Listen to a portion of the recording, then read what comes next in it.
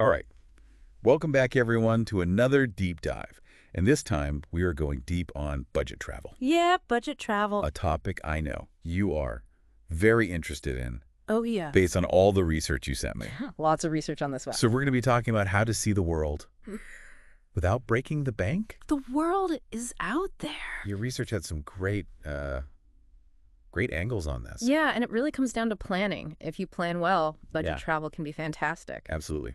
Planning is key. Yeah. Okay, so one of the first things I saw in here that I was like, oh, this is really interesting, was the idea of shoulder seasons. Oh, yeah. So you're talking about like Europe in the spring or the fall Spring or fall. for cheaper flights and accommodations. Yeah, prices drop. Imagine like fewer crowds at these places. Yeah, and you know what I love about shoulder season? It's like you get to experience the place a bit more authentically, Like you're not surrounded by tons and tons of tourists, Yeah. There's something you mentioned in your research about a festival in Prague. Yeah, in the springtime. Like nobody knows about this festival, The local thing. but Yeah. it sounds amazing. You're more likely to just run into locals who are just living their lives. Right, and that's a cool way to see a city. Yeah. Okay, let's talk flights. So your research had a lot about, flight comparison websites, Skyscanner. Google Flights. but it went even deeper than that. Yeah, there's some real tricks to this. Yeah, you found this one website called Secret Flying. Secret flying. You ever heard of this? I have, yeah. It finds mistake fares and flash sales from the airlines, Wow. like seriously discounted flights. And it kind of ties into this other point that you made in your research about being flexible. Flexibility is key with budget travel. Yeah, If you can shift your trip even by a couple days, you can save a ton. and maybe fly into a smaller airport instead of the main one. Exactly. Sometimes I can save you money too. Now when you get to your destination, we got to think about accommodations. Where are you going to... And your research had a bunch of great alternatives to hotels, Yeah, who needs those fancy hotels? hostels, Yeah. guest houses, Yeah. even house sitting. Now sitting. But imagine staying in like a little guest house Yeah. in some amazing neighborhood, getting local tips from the owners. Oh, I love that. You know what's cool is that you have to think about what kind of experience you're after. If you want to be social, maybe a hostel's the way to go. But if you want your own space, maybe it's a guest house. You even had in here this website called Trusted House Sitters. Oh, yeah, trusted house sitters. Yeah. So you can stay in people's homes for free Yeah. while they're away.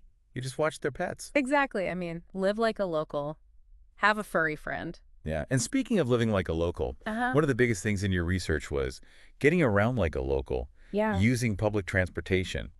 Buses, Yeah. trains, trams. Not only is it cheaper, Yeah. but it's a great way to see the city. Really get a feel for it. Yeah. And sometimes it's even faster than taking a taxi. Oh, for sure. And in your research, you had this great point about walking and biking. Yes. Walking and biking. I mean, So many cities are walkable. And they have these bike sharing it's programs. such a good way to discover a city. And I Yeah. loved this app that you found Which one? called Rome to Rio Oh, yeah. Room to Rio. that helps you navigate public transport. It's a lifesaver when you're in a new city. Okay, now let's talk about food.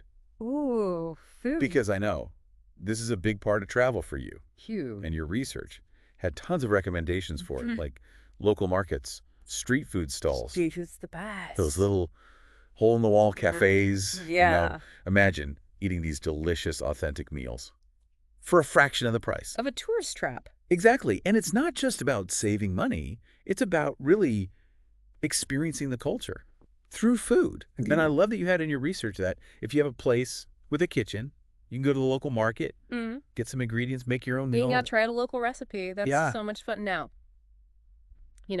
they say the best things in life are free. That's You true. got a lot in your research That's about right. things you can do for free or really cheap.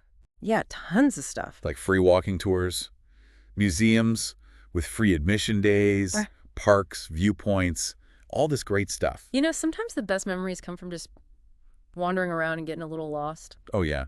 Just soaking in the city. Yeah, you stumble across these hidden gems. Okay, this part of the research, I was like, whoa, really? Which one? Packing light. Oh, I know you hate those baggage fees. I hate them. Traveling with just a carry-on. It's all about prioritizing. Ask yourself, do I really need this? Mm. And I find that if I have a reusable water bottle, some snacks, portable charger, a good book, I'm good to go. It gives you so much freedom, too, right? Oh, yeah. You're not weighed down by all that luggage. It's clear that Budget travel's about making smart choices, prioritizing experiences over extravagance. Makes you think, right? It really does. How can you? Use this research in your next trip? The possibilities. Are endless. I love it. And hey, share your own budget travel tips Yeah. with us on social media and stay tuned Oh, because yeah. we'll be doing another deep dive Hmm. on a specific budget-friendly destination that might just spark your next adventure. I can't wait.